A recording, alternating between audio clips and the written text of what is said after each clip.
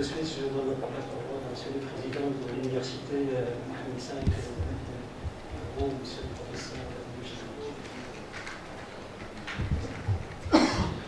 Merci, Monsieur le Président, Monsieur le Secrétaire perpétuel, Monsieur le Secrétaire général, Madame la Présidente de la Fédération internationale, Monsieur le Président de l'Association marocaine de biosécurité, Madame la Secrétaire générale de l'Association, Monsieur le Doyen, Monsieur le Directeur de l'Institut scientifique, éminente personnalité, chers participants. Je vous remercie, Monsieur le Président, de m'avoir invité à la cérémonie d'ouverture de cette conférence internationale sur la biosécurité et la biosécurité, pour me donner ainsi l'occasion de marquer par ma présence tout l'intérêt que l'Université Mohamed V Agdad porte au renforcement des capacités en ce domaine, vital pour la protection de la santé et de la qualité de vie du citoyen. Je voudrais aussi vous féliciter pour le rôle que joue l'Association marocaine de biosécurité et ses comités scientifiques dans l'organisation de cette conférence, mais aussi des rencontres nationaux périodiques, tout en insistant sur les possibilités de transformer ce forum en instance de conseil et force de proposition pour le Maroc. Je salue aussi les liens que vous avez pu tisser à travers le monde et je souhaite la bienvenue à nos invités venus des pays voisins et amis. I heard a lot of English floating in the room, so for our English speakers, a very warm welcome. Le monde moderne va vite, il change constamment. Il faut se mettre à son rythme. Et pendant ces 2 jours, vous discuterez d'une question d'actualité, experts marocains et internationaux réunis, les risques potentiels et les mesures de sécurité visant à protéger la santé humaine et l'environnement, ce qui comprend évidemment la santé animale, la santé végétale et la biodiversité, lors de l'utilisation d'organismes pathogènes tels les virus, les bactéries, les parasites et ou d'organismes génétiquement modifiés, comme les bactéries transformées et les animaux transgéniques. Ces derniers, pleins de promesses, restent aussi source d'incertitude.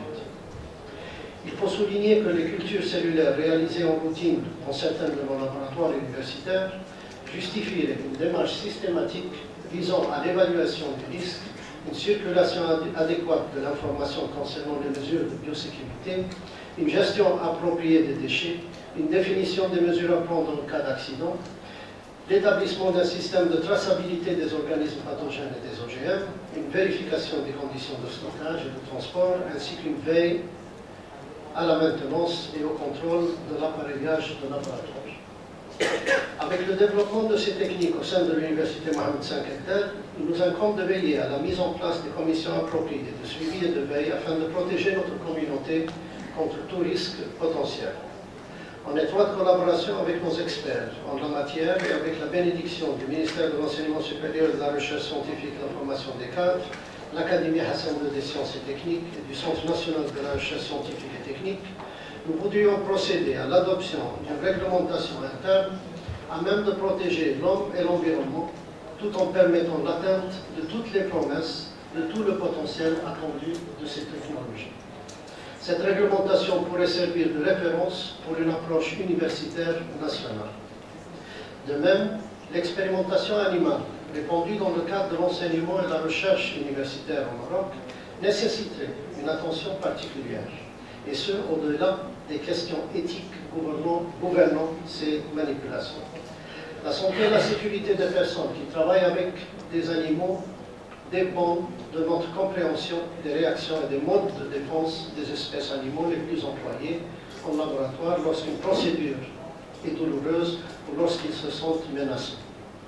Il s'agirait de décrire les principaux aspects à connaître pour pouvoir manipuler les animaux sans danger, décrire la procédure de signalement des blessures causées par ces animaux, identifier les procédures d'élimination des déchets, encore une fois, et définir les risques de zoonoses ou de maladies infectieuses pouvant être transmises des animaux aux humains.